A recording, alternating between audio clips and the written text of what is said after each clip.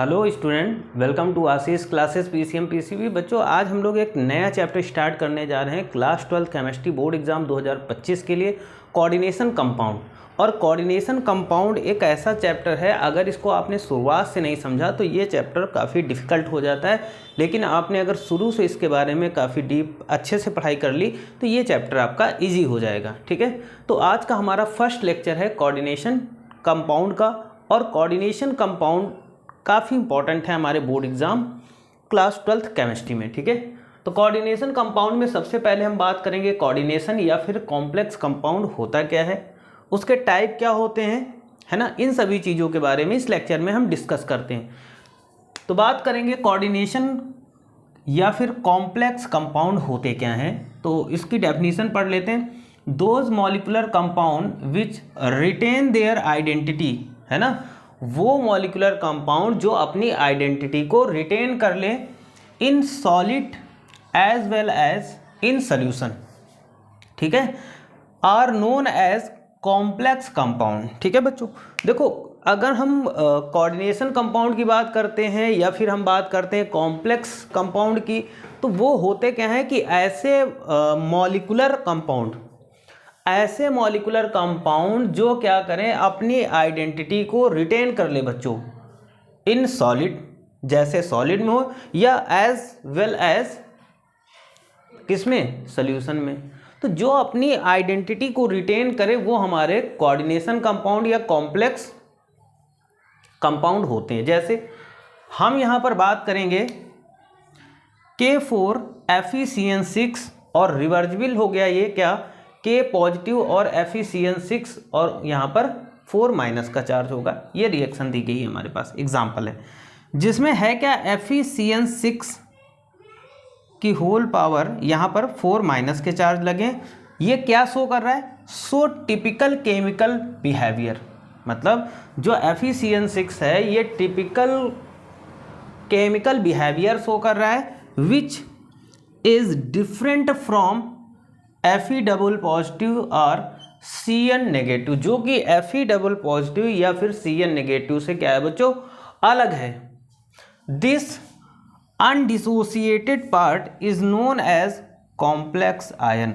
और इसी अनडिसोसिएटेड यानी जो पार्ट डिसोसिएट नहीं हो रहा है, उसी अनडिसोसिएटेड पार्ट को हम क्या बोलते हैं बच्चों, कॉम्प्लेक्स आयन बोलते हैं। ठीक है, आगे बात करते हैं बच्चों टाइप्स ऑफ कोऑर्डिनेशन कंपाउंड। हम कोऑर्डिनेशन कंपाउंड के टाइप की बात करते हैं, तो बेसिकली जो कोऑर्डिनेशन कंपाउंड होते हैं वो दो प्रकार के होते हैं। ठीक है, कैसे, दीज कंपाउंड आयन आर, अगर हम पहली की बात करते हैं तो फर्स्ट है perfect or penetrating complexes. Perfect or penetrating complexes ये होते क्या है, these complex ion are feebly dissociated. ये जो कॉम्प्लेक्स आयन होते हैं ये फीबली डिसोसिएट होते हैं in solution and are highly stable.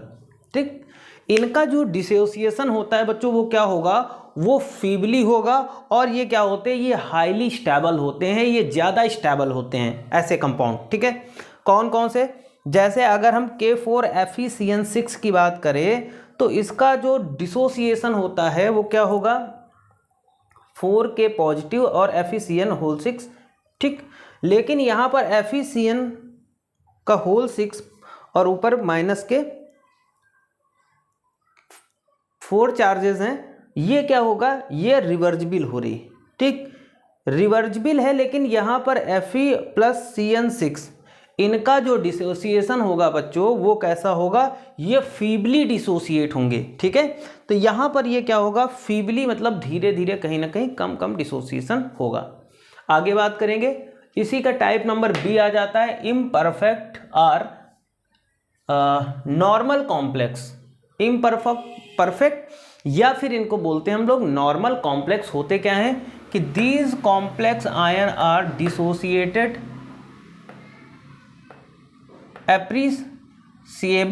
एप्रिसिएबली and reversibly. ठीक है, एग्जाम्पल देख लो, यहाँ पर दिया गया रिएक्शन दी गई K2CdCN होल पावर 4 और ब्रैकेट क्लोज, आगे दिया गया गिब्स 2K पॉजिटिव ब्रैकेट के अंदर CD CN4 और डबल नेगेटिव। अब देखो यहाँ पर इसका जो CdCN4 है, इसका जो डिसोसिएशन हो रहा है वो रिवर्जिबल डिसोसिएशन हो रहा है। रिवर्जिबल डिसोसिएशन का मतलब अगर CdCN4 का डिसोसिएशन होगा तो ये बनेगा और इससे ये बनेगा, तो यहाँ पर ये इसका रिवर्जिबल डिसोसिएशन हो रहा है इम्परफेक्ट या फिर नॉर्मल कॉम्प्लेक्सेस में। On the basis of nature of cation and anion coordination compounds में भी 4 टाइप के। देखो कैटायन और एनायन के नेचर बेस पे जो हमारे कॉम्प्लेक्स कोऑर्डिनेशन कंपाउंड होते हैं वो 4 टाइप के होते हैं। कौन कौन से होते हैं बच्चों? तो पहला दिया गया simple cation and simple anion. Simple cation and simple anion, जिसमें से ये हमारे 2 एग्जाम्पल दिए गए हैं, सिंपल कैटायन और सिंपल एनायन के। वहीं पर complex cation and complex anion, तो दूसरा जो टाइप है कॉम्प्लेक्स कैटायन होंगे और कॉम्प्लेक्स एनायन होंगे। इसका भी एग्जाम्पल यहाँ पर ये दिया गया है। ठीक, कॉम्प्लेक्स कैटायन है ना एंड सिंपल एनायन। यहाँ पर क्या है बच्चों? Complex cation and simple anion. तो यहाँ पर भी ये एग्जाम्पल दिए गए हैं आपके। ठीक, ये 3rd टाइप का। 4 टाइप में क्या था कि न्यूट्रल कॉम्प्लेक्सेस कंपाउंड, जो न्यूट्रल कॉम्प्लेक्स कंपाउंड होते हैं वो होते हैं बच्चों क्या, यहाँ पर 2 एग्जाम्पल दिए, NiCO4 और इधर FeCO5। ये neutral compounded neutral complex compound होते हैं। ये चीज़ आपको समझ में आई होगी बच्चों, इंपॉर्टेंट है। अब बात यहाँ पर ये आती है कि क्यों हम कोऑर्डिनेशन कंपाउंड को पढ़ते हैं। तो कोऑर्डिनेशन कंपाउंड पढ़ने का बहुत सारा रीजन है। जैसे कि हम अगर बात करते हैं फोटोसिंथेसिस, तो फोटोसिंथेसिस में जो कोऑर्डिनेशन कंपाउंड होता है वहाँ पर यूज़ होता है। ठीक, जैसे अगर हम बात करते हैं बच्चों, यहाँ पर हम बात करेंगे जो क्लोरोफिल है वो कोऑर्डिनेशन कंपाउंड है किसका? Mg का। तो हमें कोऑर्डिनेशन कंपाउंड पढ़ना है क्योंकि फोटोसिंथेसिस रिएक्शन में यूज होगा, क्योंकि क्लोरोफिल में जो Mg है वो हमारा क्या है? वो कोऑर्डिनेशन कंपाउंड है। Mg का है ना कोऑर्डिनेशन कंपाउंड। वहीं पर अगर हम बात करते हैं बच्चों, किसकी बात करते हैं? हीमोग्लोबिन। तो haemoglobin is the coordination compound of Fe।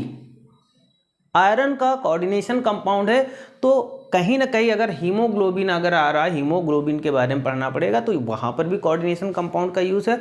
और विटामिन B12 में भी कोऑर्डिनेशन कंपाउंड पढ़ा जाता है, यानी कोऑर्डिनेशन कंपाउंड की ज़रूरत है, वहाँ पर कोऑर्डिनेशन कंपाउंड यूज़ होता है। इसलिए कोऑर्डिनेशन कंपाउंड बहुत ही ज़्यादा ज़रूरी होता है। ठीक है, तो हमने पहले लेक्चर में कुछ बेसिक चीज़ें जानी कोऑर्डिनेशन कंपाउंड के बारे में। अब नेक्स्ट लेक्चर में हम इसके आगे का देखेंगे। और अगर आप चैनल पे नए हैं तो चैनल को सब्सक्राइब, वीडियो को जितना हो सके लाइक और शेयर करिएगा। Thank you for this class.